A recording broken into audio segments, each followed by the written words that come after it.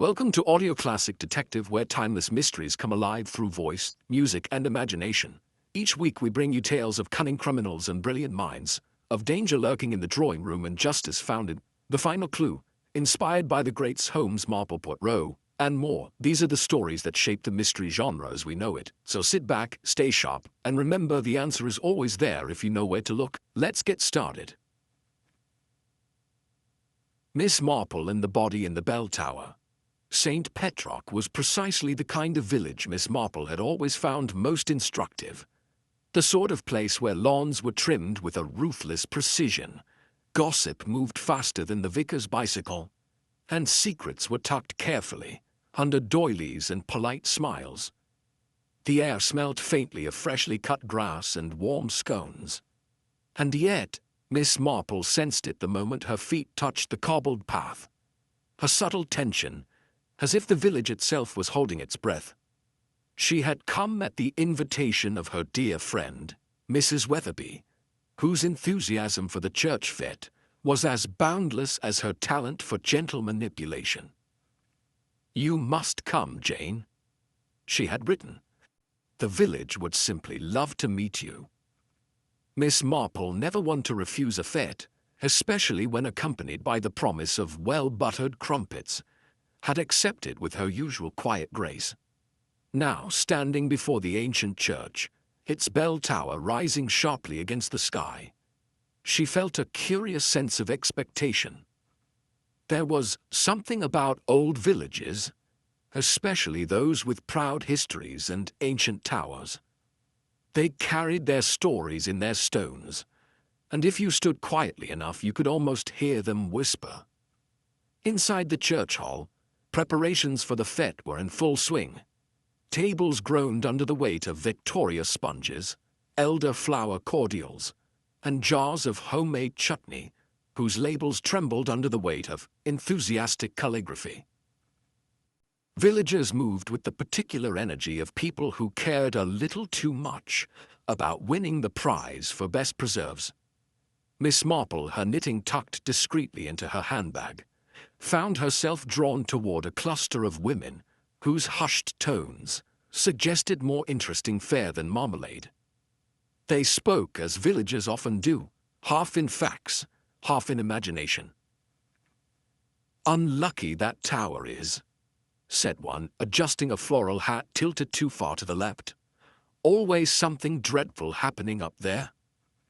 "Oh, you mean poor Stephen, all those years ago," added another, voice lowered though no one was truly listening. "Fell right from the top, they say, or was pushed. Some say it's cursed," the third whispered, eyes darting left and right for dramatic effect. "Bad luck clings to that place like ivy."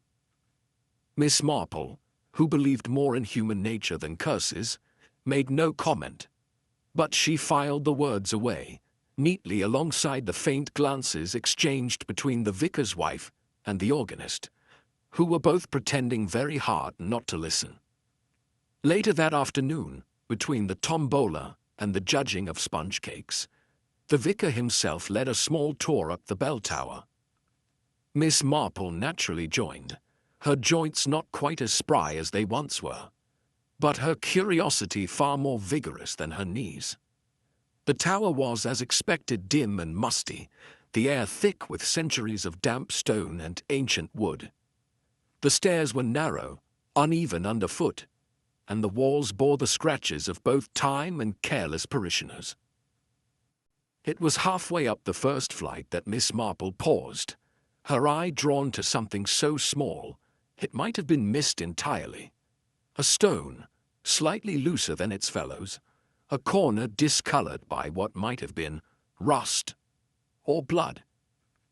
For the briefest moment she detected the faintest metallic scent, sharp and fleeting.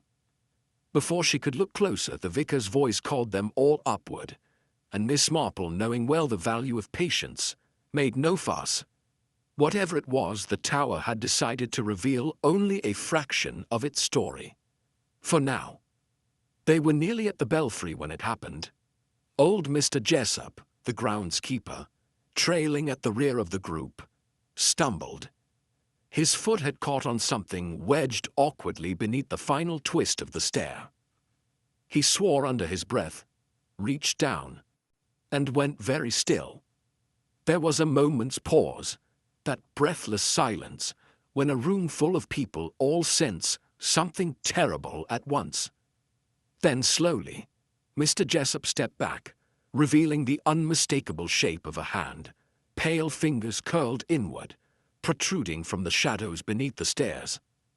There was no scream, no dramatic fainting. This was St. Petrock, after all. Instead, there was a collective intake of breath, followed by the quiet murmur of, "Well, I never."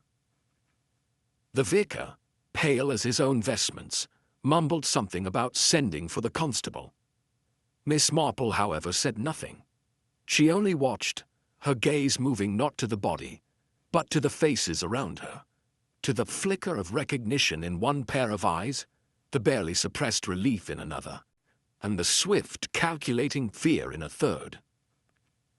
The body was covered, the police summoned, and the villagers returned, reluctantly, to their scones and raffles, though conversation had shifted noticeably from "Who makes the best jam?" to "Who could it be?" Polite horror settled over the village like a lace tablecloth, dainty, decorative, and utterly insufficient to cover the darker thoughts beneath. Miss Marple, seated quietly with her tea, observed it all. The vicar's wife, too quick to insist she hardly knew the poor man. The organist, fingers trembling slightly as she rearranged hymn sheets that required no rearranging. The widow Weatherby, uncharacteristically silent, her eyes fixed on the tower window. St. Petrock, with its flower shows and fundraising fetes, had done what English villages do best, wrapped a tragedy in bunting and served it with cream tea. But Miss Marple knew better than anyone that murder rarely comes from nowhere. It grows, fed by secrets and nurtured by silence, until one day a hand appears beneath the stairs. And so, she sipped her tea, folded her hands over her knitting, and waited.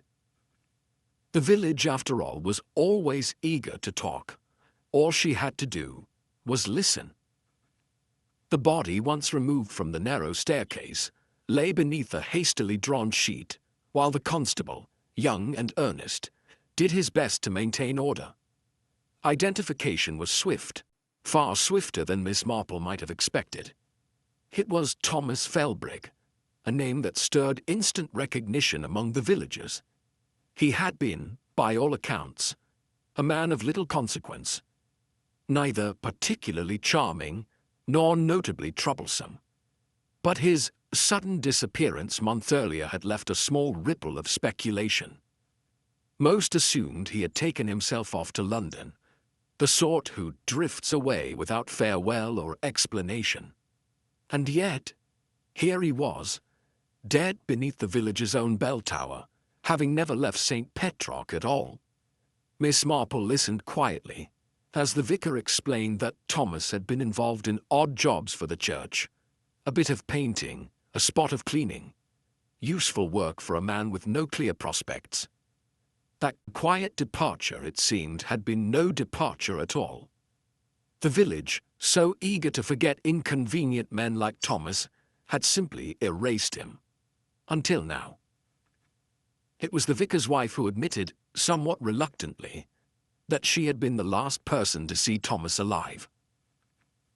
He seemed unsettled, she said, her hands folded too tightly in her lap. It was the day before he vanished. He came to the vicarage asking if I might pass on a message to Mrs. Weatherby. Her voice, though calm, had the careful polish of someone who had rehearsed the tale in her mind more than once.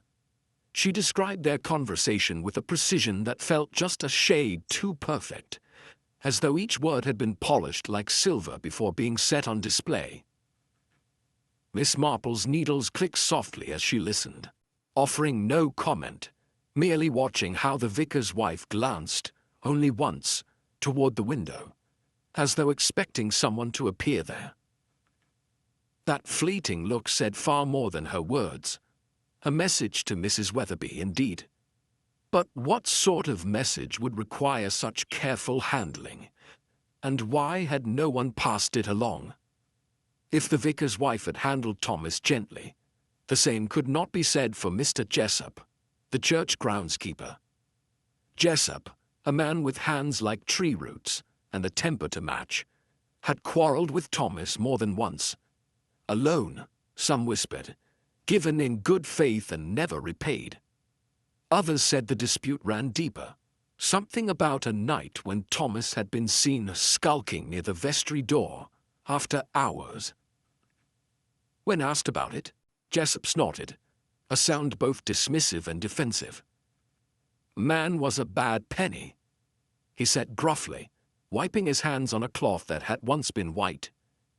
Took advantage where he could, always with that sly grin of his. But there was no grin on Thomas's face now. And as Jessup turned back to his work, Miss Marple noted the way his shoulders stiffened, as though bracing for a blow that hadn't yet fallen. A man like Jessup knew trouble when it came knocking. The question was, had he opened the door? Of all the names linked to Thomas, none stirred more interest than Mrs. Weatherby, widowed young, wealthier than strictly necessary, and possessed of a charm that invited speculation. It was no secret that Thomas had often been seen at her garden gate, supposedly delivering parcels or trimming hedges. But the village gossip mill had spun far richer tales, tales of whispered meetings in shadowed rooms, of laughter that drifted a little too softly through half-open windows. When told of Thomas's death, Mrs. Weatherby's reaction was impeccable. Hand to throat, eyes widened just enough to suggest surprise, but not so much as to appear theatrical. It was, Miss Marple thought, a performance honed by practice. She said the right things, in the right order, with the perfect amount of sadness for a man she barely knew. And yet, Miss Marple saw the way her fingers curled tightly around the stem of her teacup, how she blinked once too often when asked when she had last seen Thomas. Poise, after all, is only skin deep. As the village hummed with speculation, Miss Marple sat quietly, knitting in her lap, the pattern more muscle memory than conscious effort. Her attention, however, was firmly on the people around her. Some glanced away too quickly when Thomas's name was mentioned. Others spoke too much, offering details no one had asked for, as if filling the silence might absolve them of guilt. And then there were those who said nothing at all, whose silence clung like damp wool, weighted with all the things they dared not say. There was no need for accusations or theories. Not yet. Miss Marple understood that in villages like St. Petrock, truths revealed themselves slowly, like cream rising in a teapot. All that was required was patience, and the understanding that behind every polite smile lay a story no one wished to tell. And so, as dusk settled over the village, Miss Marple folded her knitting and retired to her room. There was much to think about, and even more to quietly unravel. By the following afternoon, the church hall had become a gathering place for speculation, partly because the police had cordoned off the tower, and partly because the villagers of St. Petrock never needed much encouragement to linger where gossip flowed freely. The local historian, a wiry man with a voice like rustling paper, stood at the front, summoned by popular demand to recount the history afar of the bell tower, which, according to village law, had never been entirely free of scandal. With relish he spoke of strange accidents, unexplained falls, and voices heard after dark, each tale embroidered over generations until the truth and the telling had become indistinguishable. Every incident, he declared, had left its mark, not always on the stone, but in the memory of the village itself. Miss Marple listened, hands resting in her lap, her expression politely attentive. But behind her gentle gaze, her mind sorted each story into two neat piles, the plausible and the profitable. Villagers loved their hauntings, after all. A good curse could cover any number of inconvenient truths. The story most beloved, and most often retold, was that of the vicar's son and the maid. A romance whispered about in the cautious tones reserved for family disgrace. She had been a girl from a neighboring village, pretty and far too spirited for the vicarage's liking. He, the only son, burdened with expectation, had fallen hopelessly in love. Their meetings had taken place in the bell tower, away from the careful eyes of parents and parishioners. One night, they had been seen arguing at the top of the stairs. By morning she lay broken at the base of the tower, her body found by the sexton on his way to ring for matins. The vicar's son left the village soon after, his name rarely spoken again. Some said she jumped, others swore she was pushed, and a few, the ones who still lowered their voices when they passed the tower, insisted it was the tower itself, acting out a curse that had slept beneath its stones for centuries. Not all the stories were tragic. Some, like the legend of the hidden treasure, had a brighter gleam, though tarnished by time and disappointment. It was said that beneath the tower's foundation lay a small hoard, left behind when the village had sheltered a fugitive priest during the Reformation. He had hidden the church's valuables beneath the floor, only to die before revealing the precise spot. Over the years, more than one ambitious villager had tried their luck with spade and crowbar, hoping to unearth both treasure and glory. Miss Marple noted how this particular tale was always told with a smile, the kind of story that added charm to village life without the inconvenience of being true. But she also noted how, in the retelling, certain names appeared more often than others. Names belonging to families who had always seemed a little too interested in church finances. Inevitably, the historian's stories circled back to the curse, a notion that had grown like ivy over every death, disappearance, and disgrace linked to the tower. Those who betrayed sacred vows, whether of love or money, found themselves haunted by misfortune, or so the villagers liked to say. It was easier, after all, to blame a curse than to admit to jealousy, greed, or simple carelessness. As the historian spoke, several villagers crossed themselves, not out of genuine belief, Miss Marple suspected, but because superstition was a habit here, passed down like old recipes and family china. The curse was convenient, a way to preserve the village's sense of itself as a place where bad things only happened to those who deserved them. Later, as the villagers drifted away, leaving the historian basking in the afterglow of his performance, Miss Marple sat alone in the churchyard, her knitting resting on her lap. She had always believed that curses were a useful invention, usually employed by someone with a very practical need for silence. Real crime, in her experience, was neither ghostly nor glamorous. It was far more often about money owed, promises broken, and fear uncovered. It was fear she sensed now, woven into the polite chatter and slightly too loud denials she had heard throughout the day. Someone, somewhere, had been using the tower's dark reputation to hide something far less supernatural and far more dangerous. As the bell tolled softly for evening prayers, Miss Marple gathered her knitting, smoothing the wool between her fingers. Ghosts were all very well, she thought, but the living were always the ones to watch. Absolutely.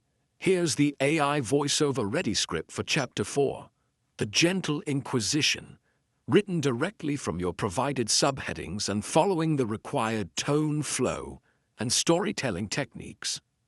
The vicar's wife had laid the table with care. Homemade scones, delicate china, and a dish of clotted cream, placed at just the right angle to suggest hospitality rather than indulgence. Miss Marple accepted her tea with a smile, fingers resting lightly on the saucer as the conversation drifted, as it always did, toward the unfortunate discovery in the bell tower.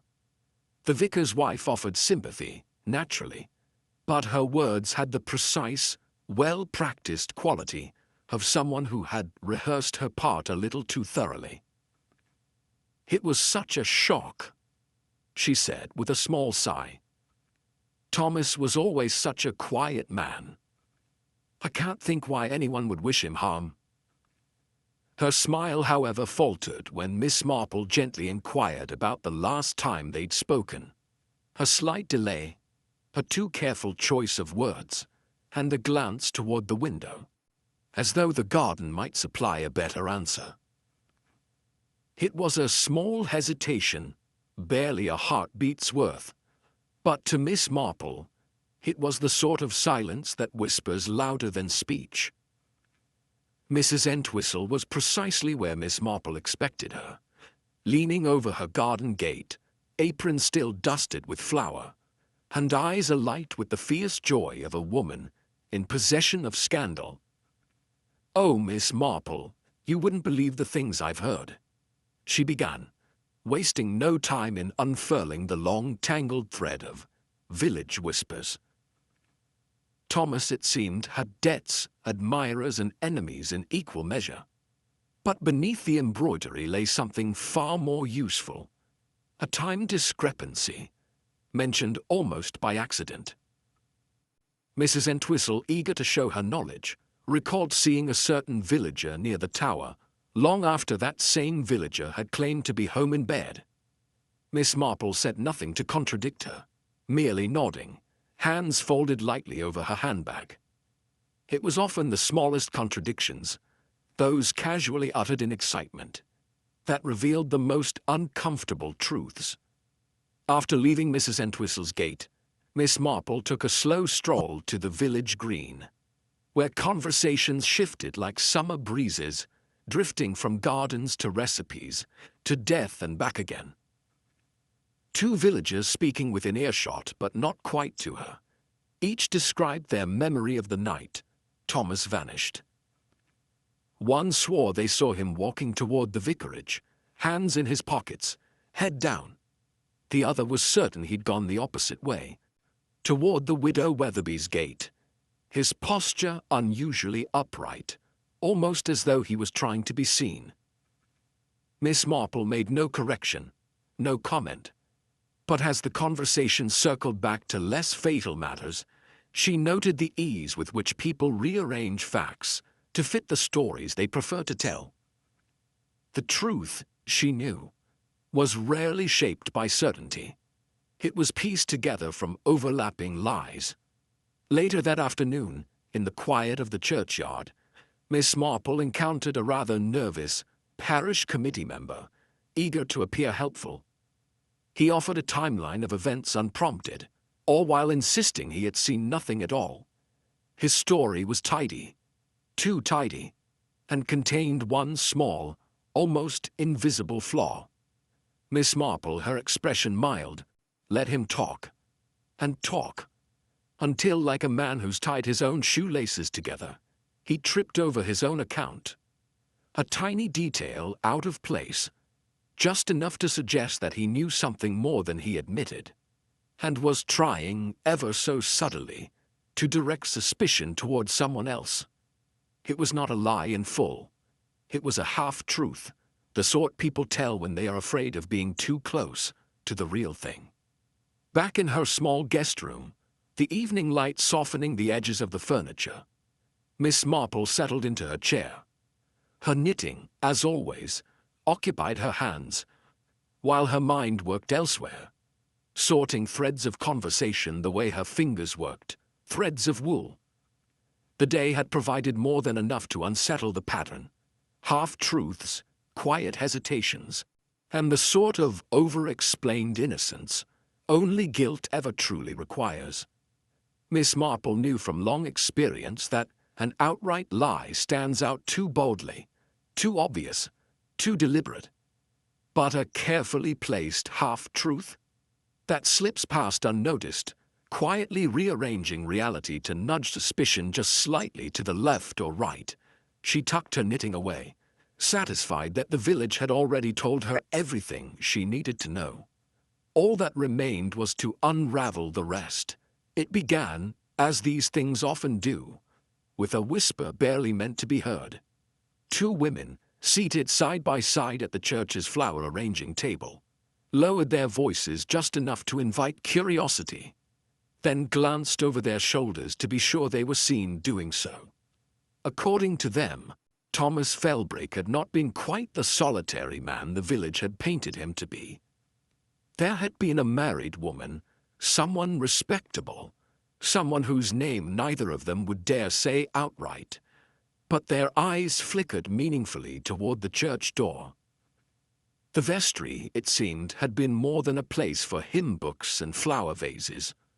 On at least one occasion, its lock had been turned from the inside, and though no names were spoken, the implication clung to the air like the scent of stale lilies. Miss Marple said nothing, merely bent a little closer to admire a particularly well-shaped rose. But inside she was already piecing together the first thread of something untidy, something hidden in the quiet spaces behind marriage vows and Sunday best smiles. Later that day, under the pretense of helping with vet accounts, Miss Marple found herself in the small, tidy chaos of the vicarage office. There, in the ledgers no one had thought to examine too closely, she found the sort of irregularity that tells a far larger story than it first appears. £1, unaccounted for, missing from the church restoration fund. A small sum, on the surface. But what caught Miss Marple's attention was the date. The entry was made the very day Thomas Felbrick vanished. The vicar's handwriting trembled slightly in that line, as though his pen had hesitated mid-stroke. To most it might seem a clerical oversight. But Miss Marple knew that money in small villages was rarely misplaced. It was more often moved with purpose, especially when a secret needed smoothing over. She closed the ledger gently, thanked the vicar for his hospitality, and left him none the wiser that his tidy columns had revealed something very untidy indeed. At the next church committee meeting, Mrs. Weatherby, always generous but never excessively so, had made a particularly lavish donation to the restoration fund, a gesture that had raised more eyebrows than thanks, especially given its timing. It came a week after Thomas's disappearance, and with it came a change in Mrs. Weatherby herself. Normally radiant in her widowhood, she had appeared paler, quieter, and just a shade too eager to be seen doing the right thing. Miss Marple, seated quietly at the back, watched the widow's hands. They hovered just above the collection tin, fingers fluttering slightly before releasing the money as though it burned. It was, Miss Marple reflected, the gesture of a woman paying off more than a debt, perhaps a fear, perhaps a memory. Her donation meant to settle suspicion. But in villages like St. Petrock, generosity out of season only ever invited more questions. With a gentle excuse about needing to confirm bell-ringing schedules for the fete, Miss Marple asked to see the practice rota. The vicar obliged without a second thought, unaware that it was not the schedule itself that interested her, but the names written beside each date. There, against the day Thomas vanished, stood a name Miss Marple had already heard defending their alibi a touch too firmly. They had insisted they were nowhere near the tower that night, yet the rota placed them in the bell-ringing chamber, with no one to verify whether they stayed or left. It was a small crack, barely wide enough for suspicion to slip through. But Miss Marple had spent a lifetime knowing that it is always the smallest inconsistencies that pull the whole tapestry apart. That afternoon, over tea and biscuits in the village hall, Miss Marple watched the way villagers smiled at one another. There was Mrs. Weatherby, too quick to compliment the vicar's wife. There was the vicar, smiling at his own sermon notes, as though they held secrets instead of scripture. And there was the committee member, whose smile flickered whenever the word money entered the conversation. Beneath every polite smile, Miss Marple saw something else. Small fears, half-remembered lies, and the quiet relief of those who believe they've been clever enough to hide their sins. It was never the loud ones who interested Miss Marple most. It was the silent ones, the ones whose hands trembled only when they thought no one was looking. That evening, with her window open to the cool village air, Miss Marple sat with her knitting.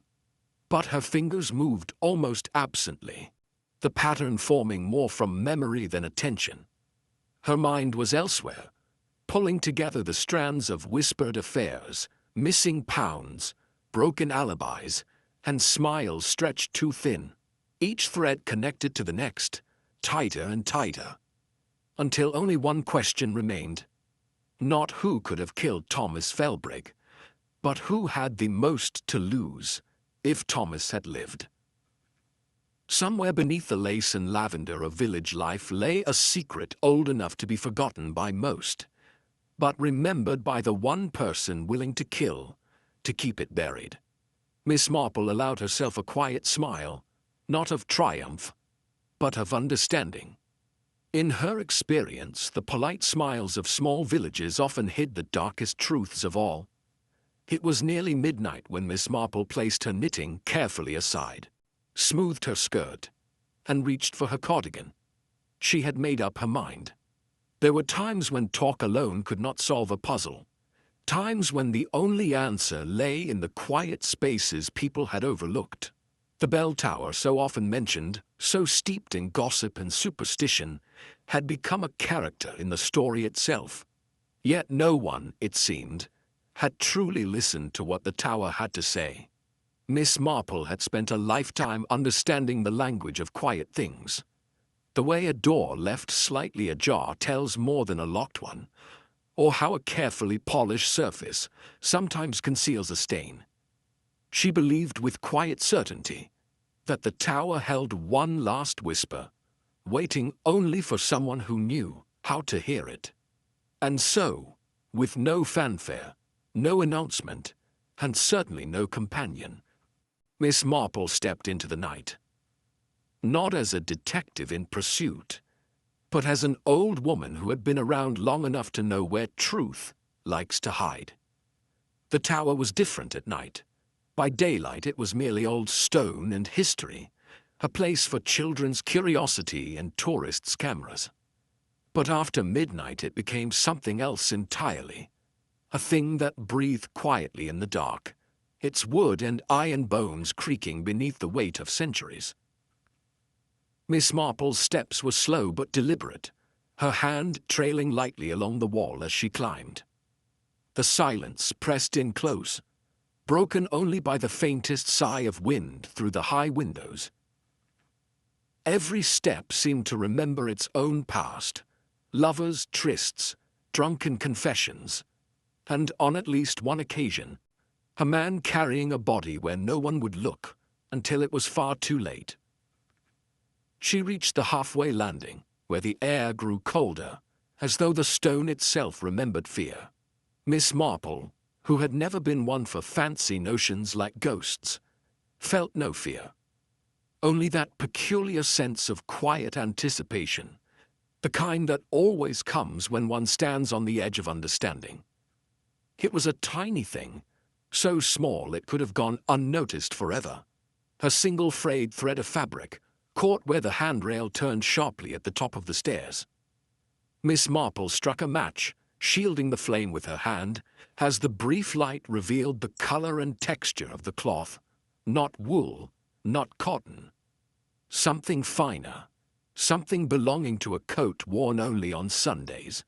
The kind people wear when they want to look like they have nothing to hide. The police had searched the tower, of course, but they had searched for the obvious. Miss Marple had long understood that the truth rarely presents itself boldly. More often it lingers at the edge, caught like a thread, waiting for someone who knows where to look. She took the fragment carefully, her fingers folding it into her handkerchief, and descended slowly, the evidence now tucked away.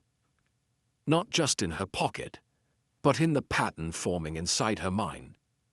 By morning, the village would still believe the alibi that had been repeated so often, it had almost become fact. One villager had insisted, with the confidence only liars seem to possess, that they had never set foot in the tower, not on the night Thomas Felbrick disappeared, nor any night before or since.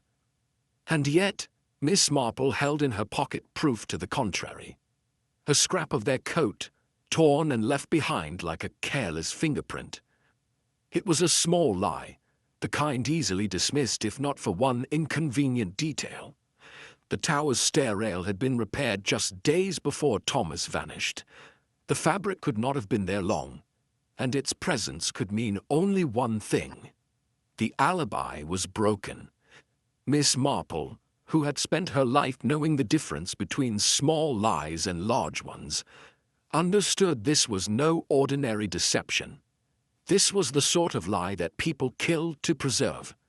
Back at her lodging, Miss Marple's hands worked her knitting needles with quiet precision, but her mind wandered far from the pattern of stitches. The fabric, the missing pound, the vestry door, the nervous smiles, all separate threads until now. But with that single scrap of cloth, the web began to tighten. Alibis were not just broken, they were replaced. Someone had arranged their story like a piece of embroidery, careful, deliberate. And yet they had forgotten that a single loose thread could undo the whole design. The bell tower had spoken at last, not in curses or ghostly voices, but in the simple language of carelessness, the sort people commit when they believe no one is watching. Miss Marple set her knitting aside and folded her hands, her expression quietly satisfied.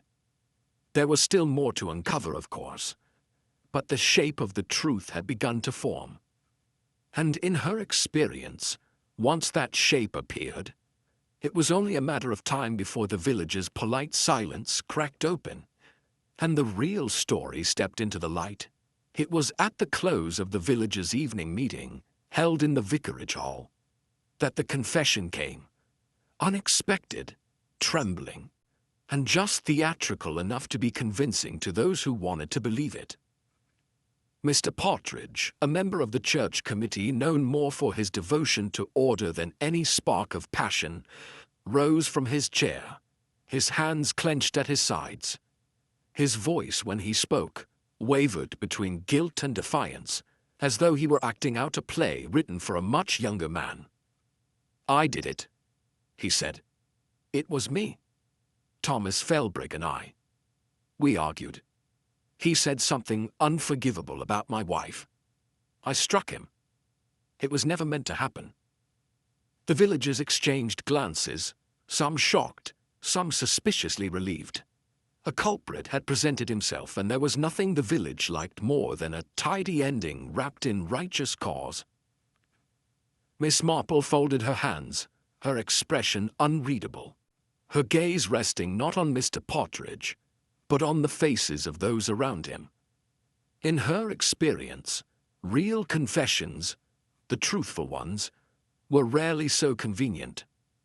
As the confession settled over the room, Miss Marple, with her usual mildness, asked only the most polite of questions.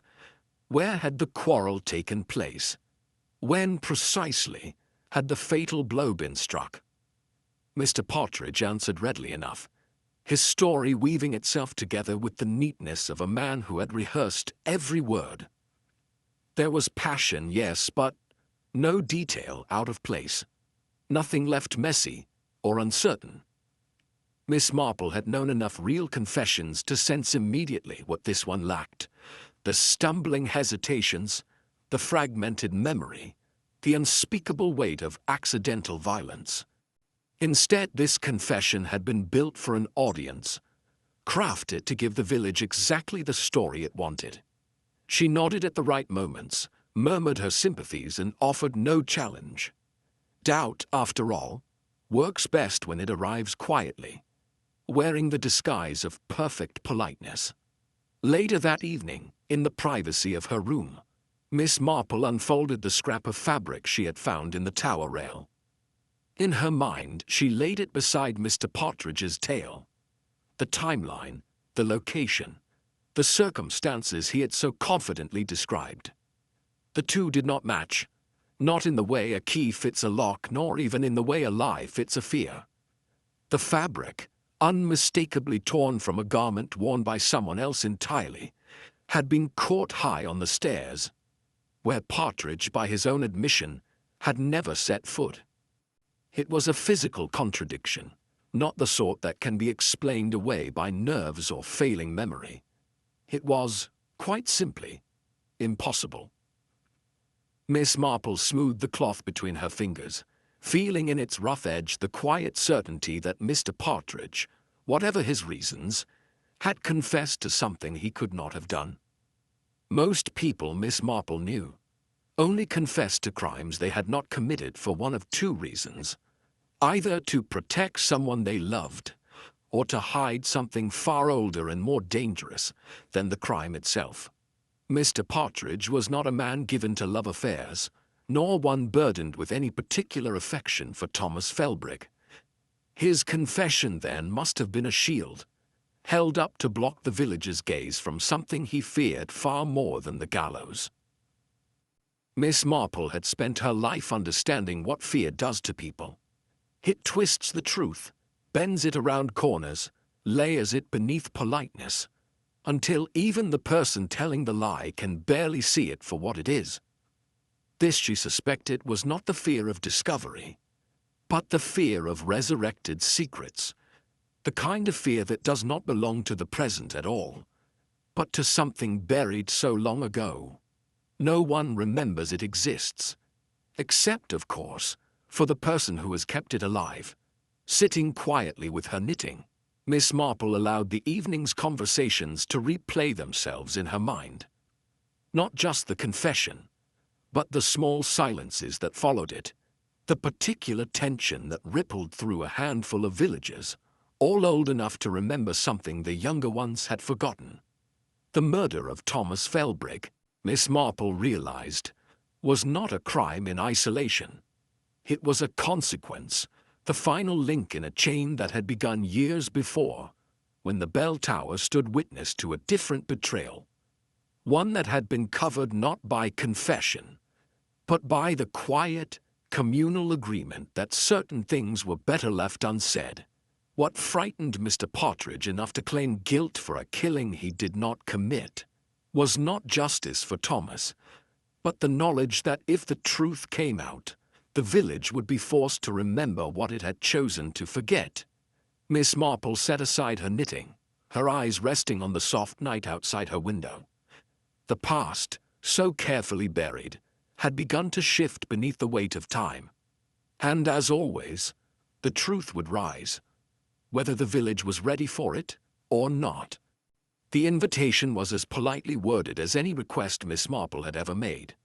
A gentle suggestion that the vicar, the church committee, and a select group of villagers might gather on the village green for a small clarification regarding the unfortunate events surrounding Thomas Felbrigg's death. The villagers arrived in twos and threes, their expressions carefully composed, a delicate mixture of curiosity and self-preservation. After all, one never knew, in St. Petrock, whether a meeting was called to uncover a simple misunderstanding or to expose a lifetime of quiet deceit.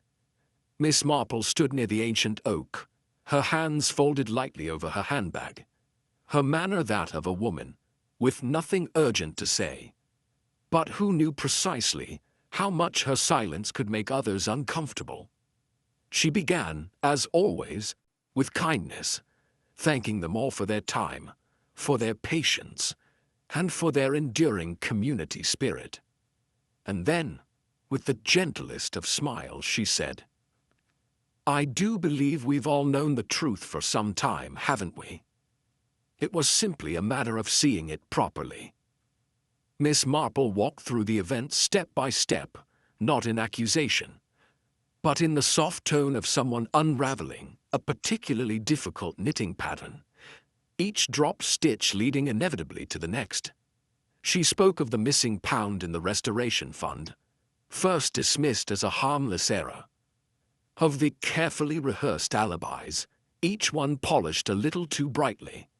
Of the half-truths, told by villagers who knew just enough to be dangerous, but not enough to be honest. Each lie was a thread, woven into a fabric of polite avoidance.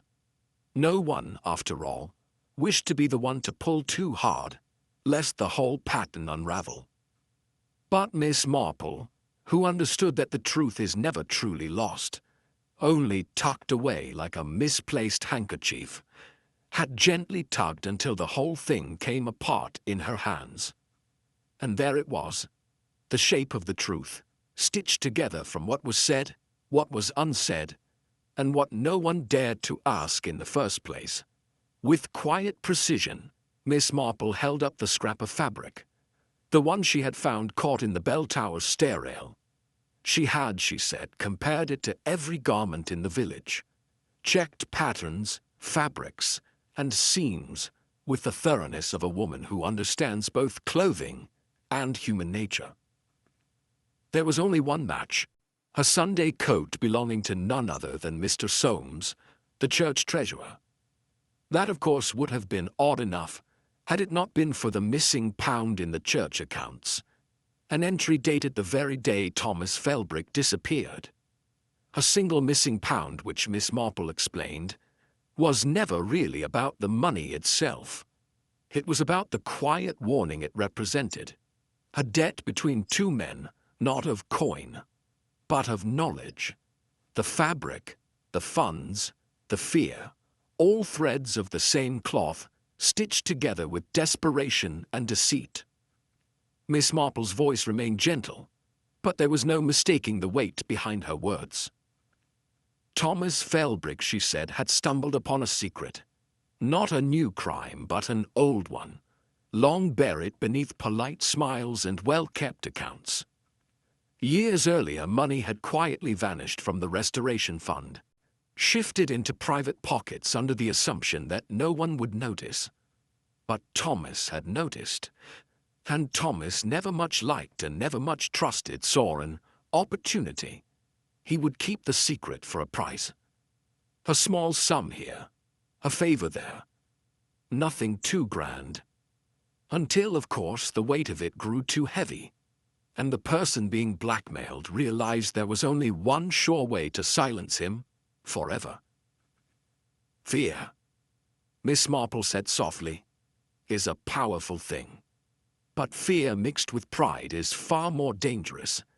In a village like St. Petrock, reputation was worth more than money, more than truth, and, when pushed to the brink, more even than a man's life. When Miss Marple finally spoke the name, the village seemed to stop breathing.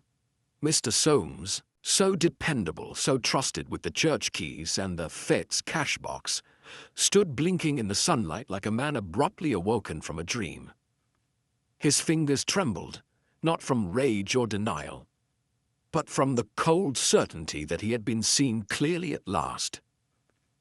His story was not one of sudden violence or passion overcome, but of quiet greed, followed by years of terrified maintenance. Each lie had been told to protect the one before, until there were so many stacked upon each other that there was no path left but murder. The villagers, some angry, some simply bewildered, could not decide which was worse, that a man had been killed, or that a man they had trusted had spent so many years smiling and serving tea, while quietly ensuring no one ever looked too closely at the books. Miss Marple did not linger. She never did, once the truth had been handed back to the village. As she walked toward the lane, she could feel the weight of the silence behind her.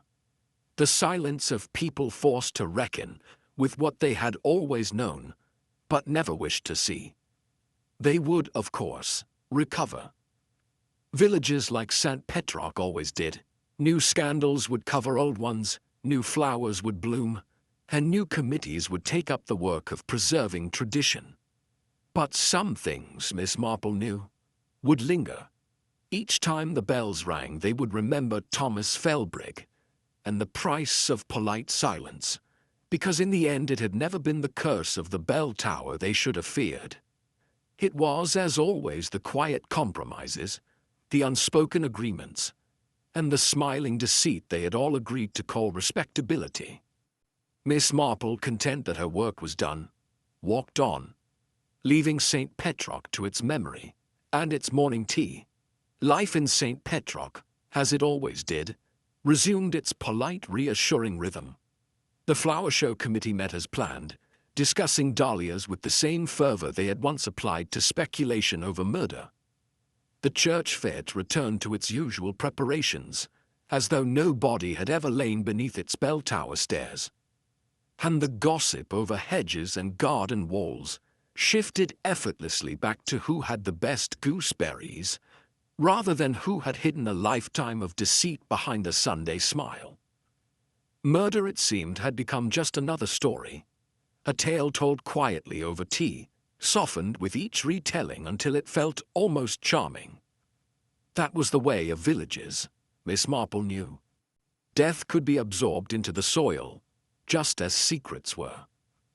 With a little time, both became part of the landscape itself, acknowledged but never quite spoken aloud. The curtains twitched, the gates clicked, the village forgot, because that, more than anything, was what villages were best at. At her window, cup of tea resting on its saucer, Miss Marple allowed herself a moment of quiet reflection. What fascinated her, after all these years, was not murder itself. Murder, unpleasant as it was, had always been the symptom rather than the disease. What truly interested her was how beautifully human nature disguised itself, how fear and greed could dress themselves in politeness, how cruelty could slip so easily behind proper manners. The people of St. Petrock had not been uniquely wicked. No village ever was. They had simply been practiced at pretending things had never happened, practiced at telling themselves that a lie told for the right reason wasn't really a lie at all. Miss Marple added a touch more milk to her tea, her spoon making a quiet circle in the cup, like the ripples caused by a single stone dropped into a still pond. Fear, she thought, is the greatest preservative of all. And yet, the truth, the whole truth, had been there from the very beginning.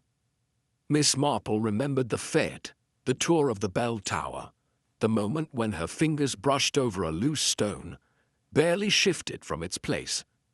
At the time, it had seemed a minor imperfection, nothing worth mentioning. But later, much later, she recalled the metallic scent that lingered faintly in the air near that stone. Blood leaves traces, even after it is wiped away.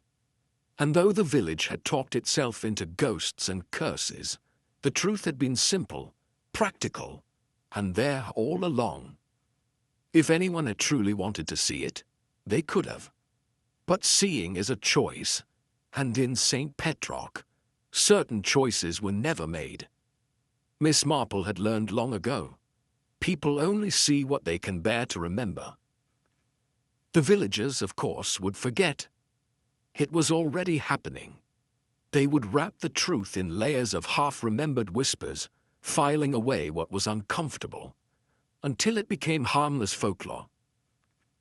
Years from now, they would speak of the body in the tower the same way they spoke of the forbidden lovers and the treasure beneath the stones, as though none of it had ever been real.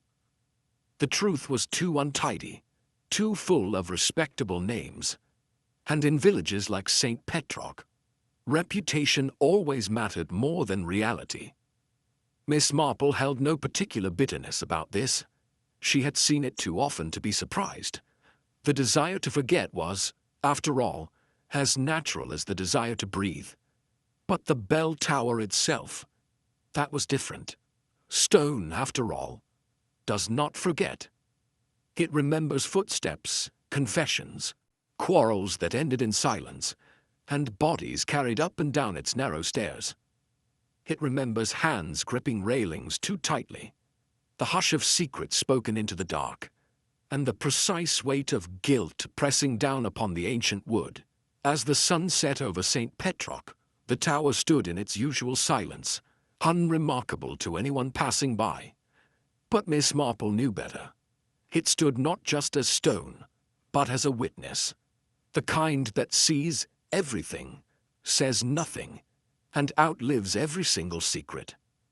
In time, new villagers would move in. They would hear the stories, perhaps even enjoy them. But the tower would know the difference between story and truth. It always did. Miss Marple returned to her knitting, her needles clicking softly, her hands as steady as ever. The villagers would forget, as they must, but Miss Marple would not. She carried the truth the way a seamstress carries a trusted pattern, knowing it could be called upon whenever needed, but never forced upon those unwilling to wear it. There was comfort in knowing, not pride nor triumph, simply comfort, the kind that comes from understanding that every village, every house, every human heart carries secrets, and in the end there is no need to go looking for them. They always reveal themselves if one is quiet enough to notice. And so, as twilight settled over St. Petrock, Miss Marple poured herself one final cup of tea, her mind already turning to her next pattern, her next observation, and the next story waiting patiently to be uncovered. Because if there was one thing Miss Marple knew with absolute certainty, it was this: the truth never disappears. Not really. It simply weighs, tucked neatly between the stitches. Absolutely. Based on the Miss Marple.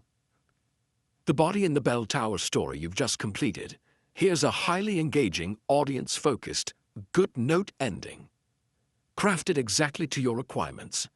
Every village holds its secrets, just as every face can wear a mask. But perhaps the real mystery isn't who committed the crime, but why so many people chose silence over truth. In St. Petrock, the bell tower wasn't haunted by ghosts or ancient curses. It was haunted by something far more familiar, the quiet fear of being seen for who we really are. Miss Marple has always understood this. In small places, where everyone knows everyone, the real danger isn't what people do in the dark. It's what they pretend never happened at all. And yet, despite the lies, the fear, and the whispered cover-ups, there's always one person who notices the loose thread. And gently, and that concludes today's journey into the shadows of mystery and deduction. What did you think of this case? Did you see the twist coming, or did it catch you by surprise? Share your theories and favorite moments in the comments below. Love to hear your take. And if you're craving more thrilling detective tales, don't forget to like this video, subscribe, and hit the bell so you never miss the next mystery. Until then, stay curious. The next clue might be closer than you think.